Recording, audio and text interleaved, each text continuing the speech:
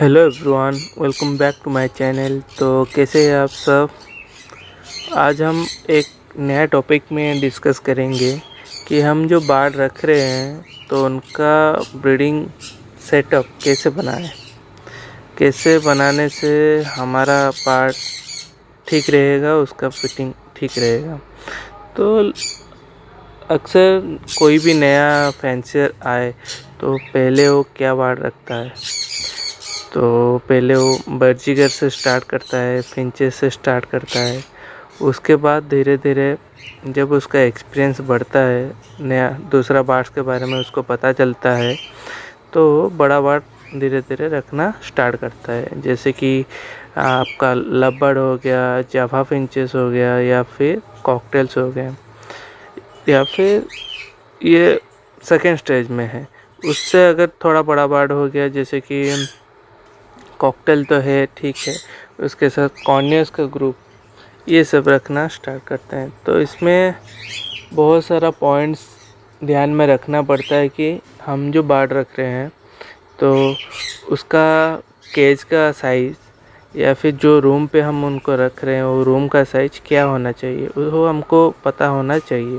क्योंकि छोटा जगह पे रखेंगे तो छोटा बार्ड ठीक है, बड़ा बार्ड को छोटा जगह पे रखेंगे तो वो प्रॉब्लम होता है। तो उसके लिए हमें ध्यान रखना पड़ेगा कि हम जो भी बार्ड रख रहे हैं उसके हिसाब से उसको केज प्रोवाइड करें, और जो बार्ड रूम है वो उसके हिसाब से हम उसको डिजाइन करें। तो क्या क्या ध्यान में रखना पड़ता है, जैसे कि हम कोई भी बार्ड्स को रख रहे हैं किसी भी जगह पे, तो वो जगह थोड़ा लाइट उसमें जाना चाहिए।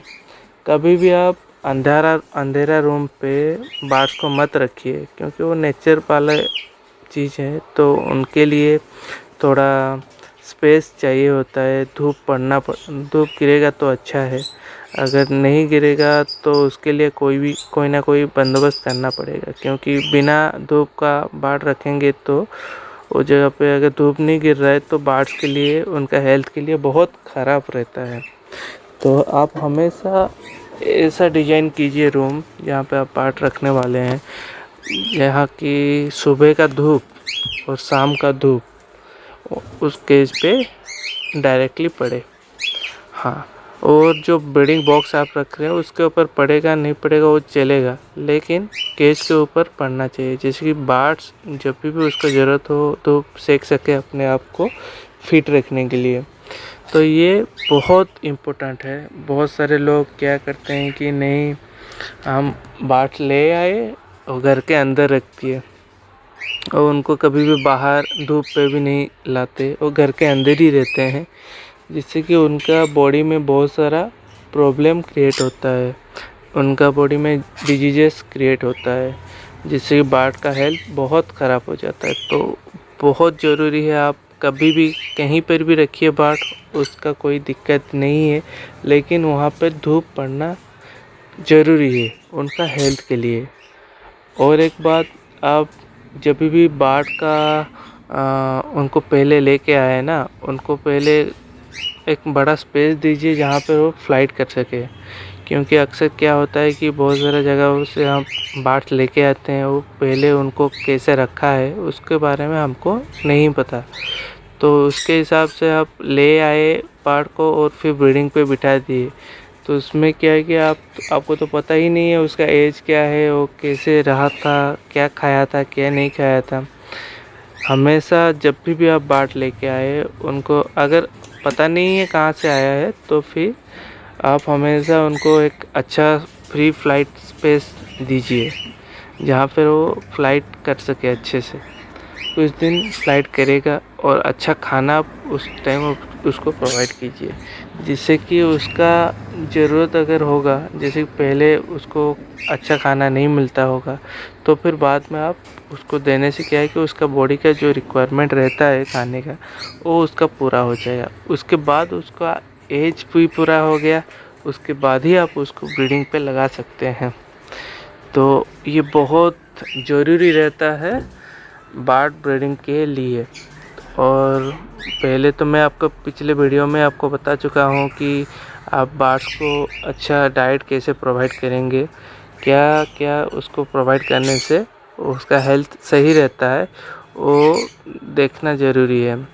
और जब बाढ़ ब्रीड नहीं किया होगा, सेमी एडल्ट स्टेज पे होगा, उस टाइम उसको आप कम खाना, मतलब उसके हिसाब से डाइट्स वाला खाना देना चाहिए।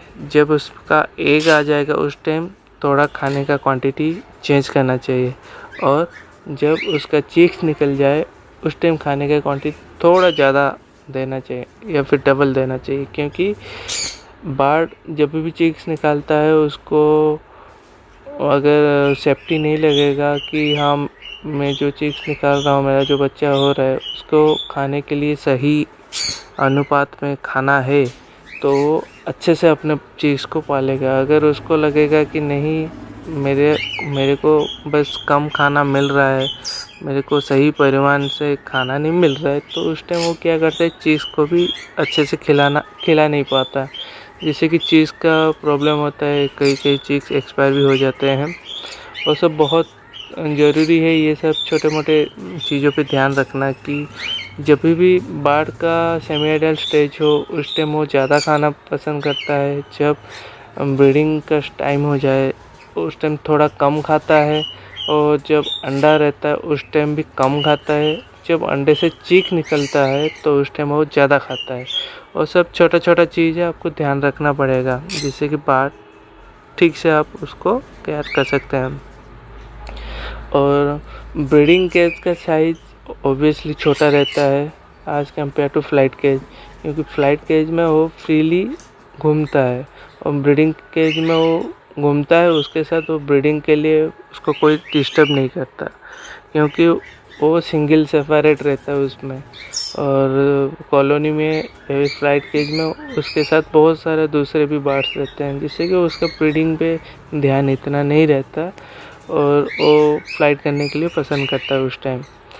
लेकिन बहुत सारे लोग क्या करते हैं, बर्ड्स ले आते हैं मार्केट से बिना मेल फीमेल जाने, तो उसको ब्रीडिंग भी वो बिठा देते हैं, वो सही नहीं रहता। या फिर लेके अपने पास खाली ऐसे रख देते हैं, उनका ख्याल इतना अच्छा नहीं रखते, बस अपने शौक के हिसाब से रखते हैं। उनका ना ही कोई स्पेस देते हैं, ना कि उनको ब्रीडिंग का स्कोप देते हैं।